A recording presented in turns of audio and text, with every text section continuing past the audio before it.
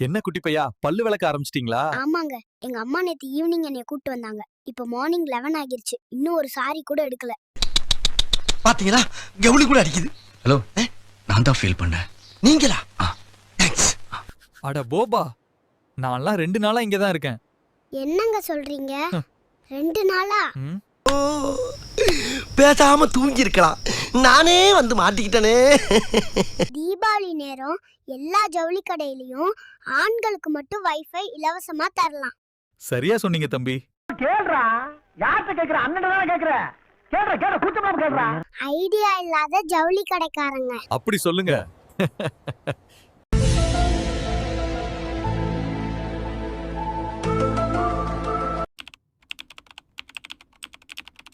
Bonus கேட்டா நீ என்னத்த வேலை செஞ்சு கிழிச்சிட்டன்னு கேக்குறானுங்க.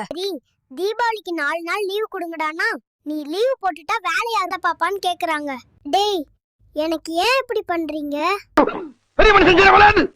அப்பா, தீபாவளிக்கு எப்பப்பா துணி எடுத்து தருவீங்க? இந்த வருஷம் எனக்கு 4 Dress வேணும். போன வருஷம் தீபாவளிக்கு வாங்கின கடனே இன்னும் முடியல. அதுக்குள்ள இந்த வருஷம் தீபாவளி வந்துருச்சு. இல்ல, நீங்க ரொம்ப பாஸ்டா இருக்கீங்க. யோ, பாஸ்டா இருக்குறது என்னைய தப்பு? அது நம்மளுக்கு ஒத்து வராதுங்க. கட்டிக்கிறதுக்கு ஒரு நல்ல புடவை கூட இல்ல. என்ன பாக்குறீங்க? வேற ஒண்ணும் இல்லைங்க, தீபாவளி பர்ச்சேஸ். அடுத்து எங்க அப்பாவை போத்தீஸ் கூப்பிடுவாங்க பாருங்க. தீபாவளி பர்ச்சேசிங். அடுத்த ரவுண்டுக்கு அத்தனை பேர்த்தையும் போத்தீஸ் கூப்பிடுவான் பாரு. ஒரு அலமாரி ஃபுல்லா உன்னோட துணி தான் இருக்கு. ஆனா எப்ப பார்த்தாலும் துணி இல்லன்னு சொல்ற. இப்ப என்ன பண்ணணும் சொல்லு? தீபாவளி வருது, Dress எடுக்க போலாமா? அதான பார்த்தேன். காரணம் இல்லாம ஆரம்பிக்க மாட்டியே. பார்த்தாலே தெரிகிறது. தெரிகிறதா? வேண்டன்னு சொன்ன, கேட்கவா போற? போலாம், கிளம்புங்க. சொன்னேன்ல. என்னடா ஏ? என்னச்சு பட்டாம்பூச்சி, இவ்வளவு வேகமா சிரிச்சிட்டே ஓடி வரீங்க? அதுவாங்க, எங்க அப்பா அம்மா கிட்ட செல்லம், உனக்கு தீபாவளிக்கு சேலை எடுத்து தரவா இல்ல சுடிதார் எடுத்து தரவான்னு கேட்டாருங்க. பரவலையே, நல்ல பாசமா தானே கேட்டிருக்காரு. அங்கதானுங்க எங்க அம்மா அவருக்கு ஒரு ட்விஸ்ட் வச்சாங்க.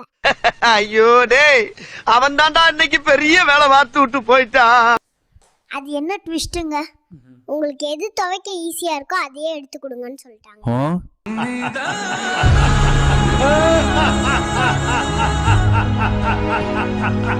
என்னப்பா, உங்க கம்பெனில போனஸ் போட்டாங்களா?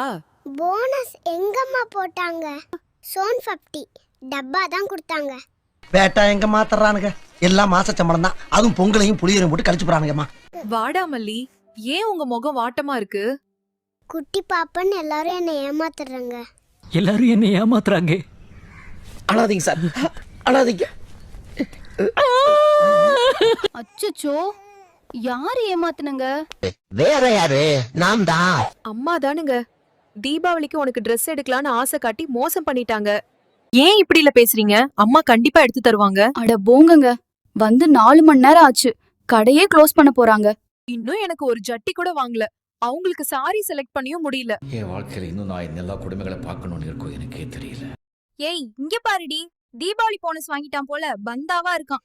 நானே அவன்கிட்ட கடன் வாங்கலான்னு போய்கிட்டு இருக்கேன். இவளுக்கு வேற. ஏன் இப்ப உனக்கு எங்க வலிக்குது? நம்ம வேலையை பார்க்க வேண்டியதானே? என்ன அக்கா, அப்படி என்ன யோசிச்சுட்டு இருக்க? நான் தீபாவளிக்கு முறுக்கு செய்யலாமான்னு யோசிக்கிறேன். எது? அப்ப நான் கடைக்கு போய் சுத்தியல் வாங்கிட்டு வருகிறேன். நான் கொஞ்சம் விவரமானவனுக்கு. இங்க பாருங்க, எங்க ஊருக்கு ரோடு போட மிஷின் வந்திருக்கு. அதுக்கு அடியாள கொடுத்து அமுக்கி நசுக்கி பொடியாக்கி சாப்பிட்டுக்கிறேங்க. சின்ன சேனலுக்கு எதாக இருந்தாலும் அது கொஞ்சம் ஆதரவு கொடுங்க. உங்கள் பொண்ணான கையை கொண்டு அந்த பெல்லில் தட்டிடுங்க. அவங்களுக்கு சப்ஸ்கிரைபர் 5-10 ஏறுனா அவங்க மனசு சந்தோஷப்படும். அவங்க வீடியோவும் பாருங்கள்.